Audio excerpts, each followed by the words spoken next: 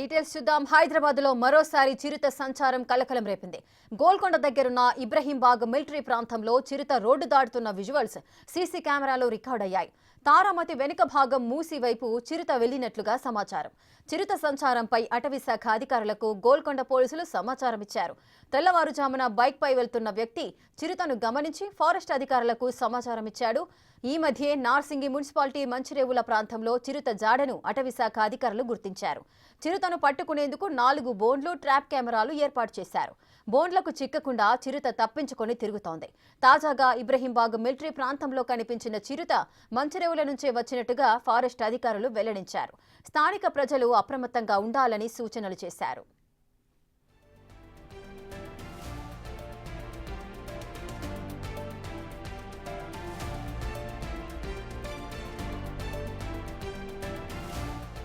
పూర్తి డీటెయిల్స్ మా ప్రతినిధి సురేష్ అందిస్తారు.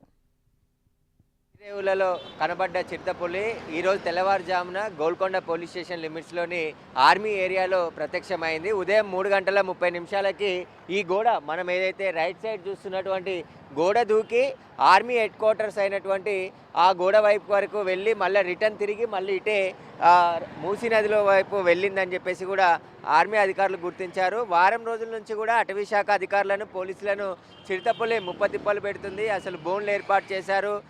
మంచిరేవుల ప్రాంతంలో ఉన్నటువంటి ఏదైతే ఫారెస్ట్ ఏరియా ఉందో అక్కడ 4 బోన్లను ఏర్పాటు చేసి 4 మేకలను ఎరగా వేసినప్పటికీ కూడా చిరుతపులి అక్కడ చిక్కకుండా దాదాపు 10-15 కిలోమీటర్ల దూరం వరకు కూడా రావడం జరిగింది.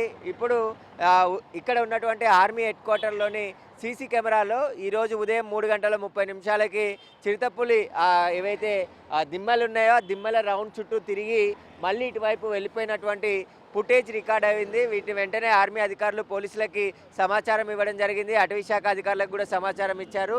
అటవీ శాఖ అధికారులు కూడా తీవ్రంగా గాలిస్తున్నారు. చిరుతపులి ఆచూకీ కోసం ప్రత్యేక బోన్లను ఏర్పాటు చేసినప్పటికీ కూడా అది రూటు మార్చుకుంటూ తిరుగుతూ ఉంది. ప్రస్తుతం ఇదైతే మనం రైట్ సైడ్ చూసినటువంటి అటవీ ప్రాంతం ఇదంతా కూడా మూసి ఉంటుంది. మూసి తర్వాత రాజేంద్ర నగర్ సంబంధించిన కొంచెం ఫారెస్ట్ ఏరియా లాగా ఉంటుంది కాబట్టి అటువైపు చిరుతపులి వెళ్ళి ఉంటుందని చెప్పేసి కూడా అనుమానిస్తున్నారు. ప్రస్తుతం అయితే అటవీ శాఖ అధికారులు అన్ని చర్యలు తీసుకున్నప్పటికీ కూడా బోన్లో మాత్రం చిరుతపులి చిక్కట్లేదు.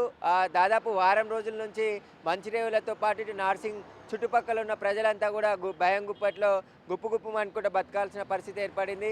ఎప్పుడు ఎక్కడి నుండి చిరుత వస్తుందనే భయాందోళనలో స్థానికులు ఉన్నారు. మళ్ళీ ఇటు నుంచి ఉన్న ఫారెస్ట్ ఏరియాలో కూడా అటవీ శాఖ అధికారులు ట్రాప్ కెమెరాలు పెట్టి చిరుతపులి ఆచూకీ కోసం గాలిస్తూ ఉన్నారు. అది దాదాపు అక్కడి నుండి మళ్ళీ ఇంత దూరం ఎలా వచ్చింది, ఎక్కడి నుండి వచ్చిందనే దానికి సంబంధించిన విచారణ అయితే అటవీ శాఖ అధికారులు చేస్తున్నారు. ప్రస్తుతం అయితే చిరుతపులి ఆచూకీ కోసం రాజేంద్ర నగర్ ఏరియాలో ఉన్నటువంటి ఫారెస్ట్ ఏరియాని అంతా కూడా జల్లెడ పడుతున్నటువంటి పరిస్థితి. అక్కడ కూడా అవసరమైతే చిరుతపులి అక్కడే ఉంటే ఒకవేళ అక్కడ బోన్లను ఏర్పాటు చేసి ట్రాప్ కెమెరాలను కూడా ఏర్పాటు చేస్తామంటున్నారు. ఇప్పటికే పోలీసులు కూడా రాత్రి సమయంలో ప్రజలు అలర్ట్గా ఉండాలి, ఈ ప్రాంతాల్లో ఉన్నటువంటి ప్రజలంతా కూడా అలర్ట్గా ఉండాలని చెప్పేసి ఆదేశాలు జారీ చేయడం జరిగింది. చిరుతపులి ఆచూకీ కోసం అయితే గాలిస్తూ ఉన్నారు.